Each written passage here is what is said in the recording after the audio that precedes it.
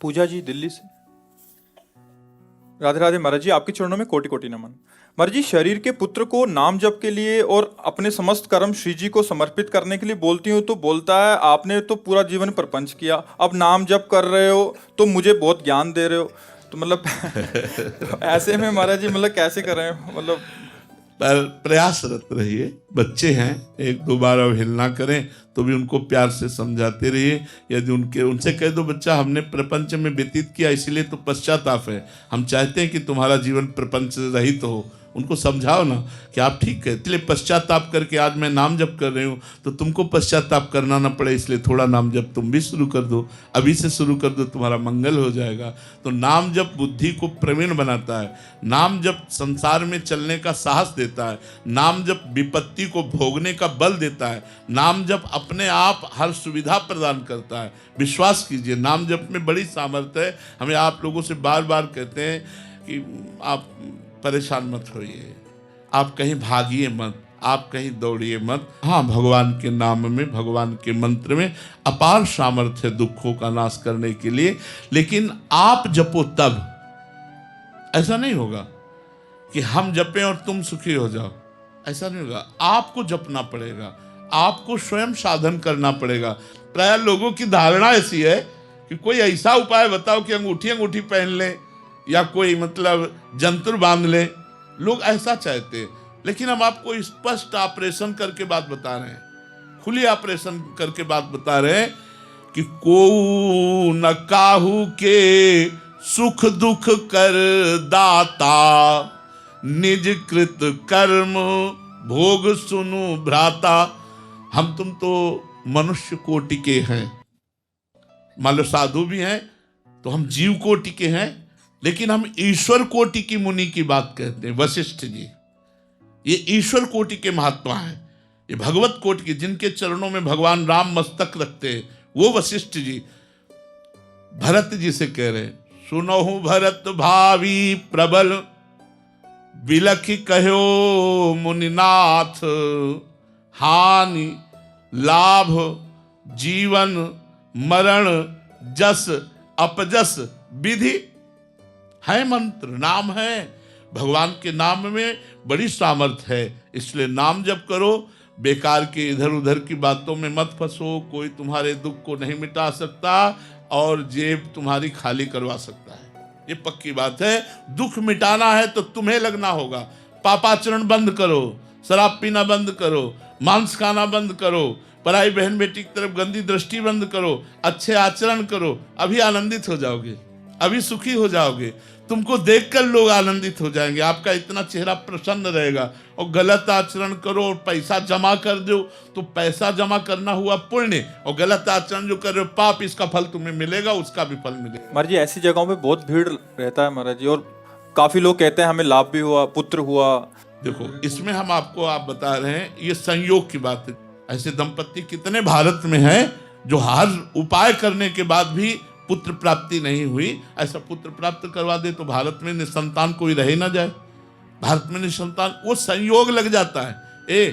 संयोग, पुण्य का संयोग लगा, उसका संयोग लगा, पुत्र होने का समय आ गया और उसका संयोग लगा, बोले बाबा के आशीर्वाद से काम चल गया। बाबा के आशीर्वाद से पुत्र नहीं हुआ, तुम्हारे पुण्य के, तुम्हारे संयोग से, तुम्हारा जो भाग्य था उसमें पुत्र था, इसलिए पुत्र हो। अगर भाग्य में पुत्र नहीं है तो नहीं होगा, चाहे जितना प्रयास कर लो। देखो, भागवत में इस बात का प्रमाण है कि आत्मदेव नाम का ब्राह्मण जब बहुत सब पुत्रेष्टि यज्ञ सब कुछ कर लिया और पुत्र नहीं हुआ तो करने के लिए जंगल गया, वहां देखा एक सन्यासी मिल गए तो उनके चरण पकड़ लिया। सन्यासी जी ने कहा आप उदास क्यों हो? बोले हम उदास क्या, हम तो मरने आए, हमारे पुत्र नहीं हो रहा, सब संपत्ति है बढ़िया, सब सुख सुविधा है, पुत्र नहीं हो रहा तो हमारे पितरों का कैसे पिंडदान होगा, इसीलिए मैं आया हूं कि अब कर लूंगा। अरे बोले आप करना तो बड़ा निंदनीय कार्य है। तो उन्होंने कहा फिर आप हमें पुत्र प्रदान करो। बोले मैं तुम्हारे भाग्य में देख रहा हूं कि 7 जन्म तक पुत्र नहीं है। बोले आप अगर पुत्र नहीं प्रदान करोगे तो आपके सामने कर लूंगा। अब महात्मा जी बड़े चक्कर में फंस गए।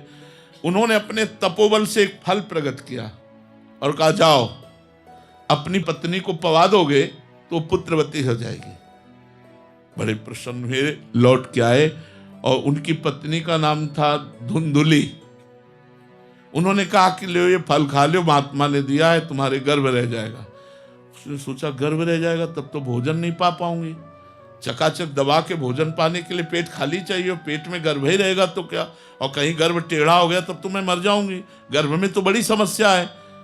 तो अपने उनकी बहन आई हुई थी, बहन से कहा बड़ी समस्या हमारे आगे आ गई कि पतिदेव ये फल लाए। तो बोले सुनो, समस्या का समाधान ये कि परीक्षा के लिए ये फल तुम गाय को पवा दो, और मेरे गर्भ है और तुम कहती रहो, गर्भवती का नाटक करती रहो, और जब मेरे संतान होगी तो मैं तुम्हें दे दूंगी, तुम धन हमारे पति को दे देना, और मैं सबसे कह दूंगी मेरी संतान मर गई, बढ़िया काम बन जाएगा। उन्होंने ऐसा ही किया। जो संत के द्वारा फल था, देखो उसने नहीं पाया, क्योंकि भाग्य में उसके गर्भ से संतान नहीं लिखी, गाय को पवा दी। तो समय आने पर गोकर्ण जी का प्रादुर्भाव हुआ, और उसकी बहन के जो लड़का पैदा हुआ, वो समय से जब उसके पास आया तो धुंधुली ने अपने नाम से मिलता हुआ नाम धुंधकारी रखा। और सब लोग भागवत चरित्र सुनकर जानते हैं कि धुंधकारी का चरित्र कैसा रहा, घोर महापापी रहा। तो अगर भाग्य में नहीं लिखा तो संत ने दिया, लेकिन वो खाया नहीं, गाय को खवा दे। तो हमें लगता है कि हमारे भाग्य का संयोग ऐसा बनता है, हम जहाँ जाते हैं संत महात्माओं के पास तो जाना एक सुकृत होता है, और दूसरा हमारे भाग्य का संयोग बनता है, इसलिए हमारी कामनाओं की पूर्ति हो जाती है। नहीं तो बहुत सी ऐसी बातें हैं जो हमारे भाग्य में नहीं है, उसे कोई नहीं लिख सकता, नया भाग्य नहीं निर्माण कर सकता। पहलवान जी आए थे, 18 साल बाद कह रहे महाराज जी की कृपा से पुत्र हुआ, तो मतलब कोई आपने आशीर्वाद कैसा दिया? संयोग 18 वर्ष बाद होना था, नहीं तो हम पूरे भारत को आशीर्वाद दे सबके हो जाए। हमारी किसी से दुश्मनी है क्या? हमारे तो सब परिजन है, हमारे तो सब प्राण हैं। उन्होंने जो साधना की, 18 वर्ष उन्होंने वृंदावन की दंडोती परिक्रमा लगाई और संत के प्रतिभाव किया, प्रारब्ध का बदलाव हुआ, एक साथ 2 संतान हुए, 2 पुत्र एक साथ पैदा हुए उनके 18 वर्ष बाद। वो कोई हमारी कृपा नहीं, वो उनका साधन। 18 वर्ष वृंदावन की दंडोती परिक्रमा लगाना और संतों के प्रतिभाव रखना, फल फूल जो समर्पित करना, तो उसी पुण्य प्रताप से हो गए। तो पुण्य प्रताप कभी कभी ऐसा लाभ दे देता है, वो क्या करना आपको पड़ेगा। उसका भाव है कि महाराज जी के द्वारा हो गया, लेकिन कर्म उसी ने किया ना। दंडोती परिक्रमा परम पावन श्री वृंदावन धाम की शिव सनकादि वंदित रज में उसने जो दंडोती लगाई 18 वर्ष, तो उसका फल प्रकट हुआ। अमीशा जी पंजाब से, श्री हरिवंश महाराज जी, संत कृपा कैसे प्राप्त करें? भगवान नाम जप करने से। जामवंत कह सुनु रघुराया, जा पर नाथ करहु तुम दाया, ताहि सदा शुभ कुशल निरंतर, सुर नर मुनि प्रसन्नता ऊपर, सुर नर मुनि प्रसन्नता ऊपर, सोई विजयी विनयी गुण सागर, तासु सुजस त्रैलोक उजागर, जा पर कृपा राम की होई, ता पर कृपा करे सब कोई। भगवान प्रसन्न तो संत प्रसन्न, चराचर जगत प्रसन्न। तो हमें चाहिए खूब भगवान नाम जप करें, इसी से संत प्रसन्न हो जाएंगे। संतों को शारीरिक सेवा की आवश्यकता उतनी नहीं है जितनी आपको भजन की आवश्यकता है। आप भजन करें, अच्छे आचरण से चलें तो सब संत प्रसन्न। मतलब कपड़ा, भोजन, औषधि, ये तो भगवान कहीं ना कहीं से दे ही रहे हैं। अगर आप अच्छे आचरण करते हुए भजन करो, ये हम देखा तो हमारा हृदय प्रसन्न हो जाएगा कि एक आदमी अगर हमारे उपदेश से सुधर गया तो हमारा साधु जीवन धारण करना सफल हो गया, तो हम प्रसन्न हो गए ना। तो संत प्रसन्न होते हैं अच्छे आचरणों से, भागवत धर्म का पालन करने से, भगवान नाम जप करने से। रणधीर कुमार जी पटना से, राधे राधे महाराज जी। महाराज जी, क्या नाम जप के द्वारा ब्रह्म ज्ञान की अनुभूति भी संभव है तथा यहाँ अलग अलग मार्ग हैं दोनों? नहीं, अगर आप नाम जप से ब्रह्म ज्ञान जानना चाहते तो जान जाएंगे। महर्षि वाल्मीकि जी को कौन सा ज्ञान नहीं?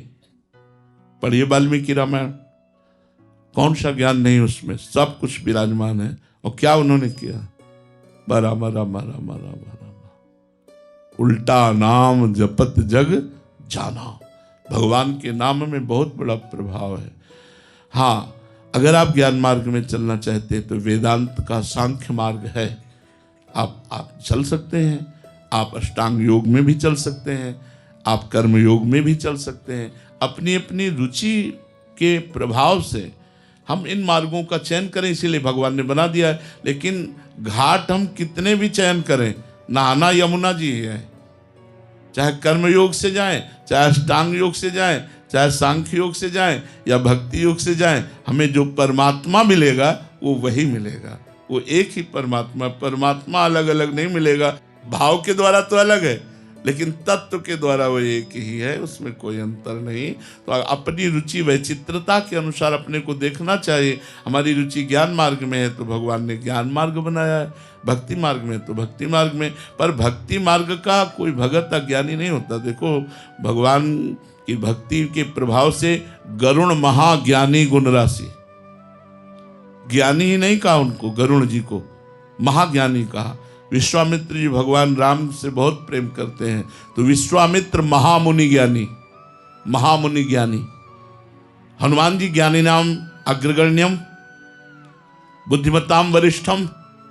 कौन ऐसा भक्त है, आप हमें नाम लेकर बताइए, जो अज्ञानी है, जिसको ज्ञान नहीं। संपूर्ण ज्ञान भगवान के भजन से प्राप्त हो जाता है। अगर हम पवित्र आहार करें, पवित्र जीवन व्यतीत करें और खूब नाम जप करें, तो अपने आप ज्ञान का स्फुरण होने लगता है। वो ज्ञान भगवान देते हैं, और जो ज्ञान भगवान देते हैं उसी से माया का नाश होता है। पढ़ लिखे के ज्ञान से माया का नाश नहीं होता, लोगों को प्रभावित किया जा सकता है। विवेक जी इंदौर से। राधे राधे महाराज जी। महाराज जी, क्या भगवान और आत्मा का संबंध प्रेम से बनता है या साधना से? वैसे अज्ञान जनित प्रश्न है। भगवान और आत्मा एक ही है। जो आत्मा है वही भगवान है, जो भगवान है वही आत्मा है। इसमें दो नहीं है, द्वैत नहीं है। हाँ, अब हम द्वैत में स्थित है। शरीर, समझ रहे? आत्मा को आप जानते हैं? ईमानदारी से नहीं जानते। आप शरीर को लेकर बात करें तो शरीर है द्वैत, आत्मा है अद्वैत। अब मैं अपने को भूल चुका हूं, तो अब हम अपनी साधना प्रारंभ करते हैं शरीर से, मन से, बुद्धि से, चित्त से, अहम से। साधना करते करते जब हमारा शरीर राग नष्ट होता है, सूक्ष्म शरीर भागवतिक हो जाता है, मन बुद्धि चित्त अहंकार इंद्रिया, तो हमें अपने स्वरूप का बोध होने लगता है कि मैं स्वयं परमात्म स्वरूप हूं। चाहे वो जिस मार्ग से जाए, जैसे भक्ति मार्ग से जाएगा तो दास्य है, सखा है, वात्सल्य है, गोपी है, सहचरी, ये सब चिदानंद में स्वरूप होता है। वो अपने चिदानंद में स्वरूप में स्थित होकर भक्त भगवान की सेवा में निमग्न रहता है और ज्ञानी मोक्ष को प्राप्त हो जाता है। तो जो आत्मा है वही भगवान है। जो प्रेम की बात है वो हम द्वैत से लेकर के करते हैं। जब हमारा प्रेम हो जाता है तो हम अद्वैत में स्थित हो जाते हैं। प्रेम गली अति साकरी तामे दो न समाए, उसमें एक ही रहता है। ब्रह्म नहीं, माया नहीं, नहीं जीव नहीं काल, अपनी ही सुधि न रही, एक रहे नंदलाल, अपनी भी याद न रही। जो अपनापन देह भाव का था वो सब गलित हो गया, तो जो बचा वो केवल प्रभु ही प्रभु बचे, श्री कृष्ण ही श्री कृष्ण बचे, क्योंकि हमारी आत्मा श्री कृष्ण है। श्री कृष्ण ही हमारी आत्मा है, आत्मा ही श्री कृष्ण है और कोई दूसरा नहीं है। आप समझ पा रहे हैं हमारी बात?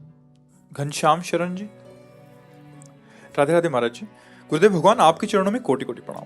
गुरुदेव भगवान, आपके श्री मुख से सत्संग में सुना था कि मानसिक 84 जी का पाठ करना चाहिए, बट कभी कभी महीने में मन एक दो बार अन्य जगहों में फंसा देता है कि पाठ कर लो, जप कर लो, परिक्रमा कर लो, तो पूरे महीने में महाराज जी मानसिक 84 हो नहीं पाती, 3-4 बार छूट जाता है। तो ऐसे में महाराज जी जब मन फंसा, परिक्रमा कितनी देर करोगे? 2.5 घंटे। पाठ कितने देर करोगे? 1.25 घंटे चतुरासी जी का। लेकिन शेष समय, अन्य समय हमारे पास 24 घंटे हैं, जिसमें 6 घंटे शयन के हैं, और अगर हम बाबा जी हैं तो 18 घंटे केवल भजन के लिए हैं। अब बताइए 18 घंटे आप कौन सा पाठ करेंगे, कौन सी परिक्रमा करेंगे? आपके पास बहुत समय है जो आप मानसिक चतुरासी जी कर सकते हैं। प्रमाद स्थिति में समय नहीं है, और प्रमाद स्थिति अगर ना हो तो समय ही समय है। सोवत हु रसना रटे राधा कृष्ण सुनाम। जो विरक्त है, अल्पाहार करता है, थोड़ी निद्रा लेता है, हर समय वो भजन परायण है, उसके लिए समय ही समय है। समझ पा रहे हैं आप? क्योंकि गृहस्थ के लिए तो बहुत से कार्य, विरक्त का तो एक ही कार्य है, केवल भजन करना, केवल भजन करना। हमारे पास दूसरा धंधा ही नहीं, एक ही धंधा है, रात दिन भजन करना। ठीक है, 25-26 दिन तो हो जाते हैं आपकी कृपा से, ऐसा लिख रहे हैं। कह रहे हैं कि 3-4 दिन मन इतना परेशान करता है कि नाम जप कर ले ये छोड़ के, तो वो उन नाम जप करने लगो, उस समय नाम जप करो, 2 घंटे 3 घंटे नाम जप करो, फिर समय जब मिले तो हम कह रहे हैं एक निर्धारित समय पर वो नियम पूरा ना हो पावे तो हम अन्य समय अपने नियम को पूरा करें। नाम जपते जपते जब थकने लगे तो चतुरासी जी में लगा दो। महाराज जी सेवा किया, उसके बाद टाइम जैसे दिनचर्या है, रात में 8 से आप बच्चा, हम तुमसे सही कह रहे हैं। अब अगर हमें फावड़ा चलाना पड़े तो हम 1 सेकेंड भी प्रभु को नहीं भूलेंगे, फावड़ा चलाते हुए भी। ऑफिस में बैठना पड़े तो 1 सेकेंड भी प्रभु को नहीं भूलेंगे। स्मृति, हमारी स्मृति प्रभु। आजकल नौजवान साधु इस बात का एक तरह से बहाना कर देते हैं कि हमें सेवा से तो सुमिरन की वृद्धि होनी चाहिए। सेवा में सुमिरन रुक है, ऐसा सेवा सुमिरन ये दो ही तो हमारे पंख हैं जिससे हम परमात्मा की यात्रा करते हैं। सेवा सुमिरन सावधान, सेवा में और सुमिरन में सावधान। तो हम जब सेवा कर रहे हैं तो प्रभु की कर रहे हैं और सुमिरन कर रहे हैं, सोहनी लगा रहे हैं, धीरे धीरे आराम से गुनगुना रहे हैं, जोई जोई प्यारो करे सोई मोहि भावे, या मंत्र चल रहा है, पात्र मार्जन कर रहे हैं, या नाली साफ कर रहे हैं, कुछ भी सेवा मिल जाए। आप ये मत समझो तो कर लेते हैं, बट मानसिक कोई बात नहीं है, कोई बात नहीं, धीरे धीरे मन लग जाएगा, चलते रहो, उबो मत, ठीक है। और ब्रह्मचर्य से रहो। अपने मार्ग में सबसे बड़ी बात होती है ब्रह्मचर्य। ब्रह्मचर्य वो पुष्ट करके परमार्थ की तरफ चलाता है। हम लोगों से त्रुटि हो जाती, गलती हो जाती, वो ना होने पावे तो मानसिक बहुत जल्दी आ जाओगे। मानसिक क्योंकि और कोई काम नहीं अपने पास, पवित्र सेवाएं भागवतिक और भागवतिक चिंतन, तो बहुत जल्दी उन्नति हो जाएगी। उमंग जी भिवानी से, राधे राधे महाराज जी। महाराज जी आपका प्रश्न है कि काफ़ी मंदिरों में जाते हैं तो वहाँ नीचे संगमरमर के पत्थर लगे होते हैं कि स्वर्गवासी गोपी राम की याद में, और फिर भगवान के राम जी की दी हुई राशि से ऐसे करके, तो महाराज जी उसमें पैर रखा जाता है तो फिर बड़ा अपराध बोध होता है। काफ़ी मंदिर ऐसे हैं महाराज जी, पंखे पे लिख दिया, दीवारों पे लिखे हैं, उसी में कुछ पोस्टर चिपकाए जा रहे हैं, पैरों में नहीं लिखना चाहिए, वो अज्ञान के कारण ऐसा कर देते, नहीं लिखना चाहिए। भगवान नामों का किसी भी तरह ऐसा वो अपराध तो बोध होता ही है, क्योंकि भगवान के नाम से यदि उसका नाम है और वो पत्थर में लिखा हुआ है तो हम सनातन धर्मावलंबी कैसे उस पर पैर रख सकते हैं? मान लो राम लिखा है तो हम राम पर जानबूझ करके पैर कैसे, हम गला कटवा सकते हैं, उस पर पैर नहीं रख सकते? यही तो हमारे धर्म की महिमा है। तो अब आजकल धन के आगे धर्म को गौड़ कर दिया गया है, उसके नाम का पत्थर लिख दिया गया, अब उसका नाम है सियाराम दास, अब वो सिया राम लिखेगा। अब उसको ये पता नहीं कि ये नाम यहाँ लिखना चाहिए और ये नाम चरणों में के नीचे लिखा है, थोड़ी परेशानी। तो हम सब मिलके, हमारी क्या जागरूकता होनी चाहिए? हमारी जागरूकता होनी चाहिए कि इन पत्थर लगवाने से कुछ नहीं होगा।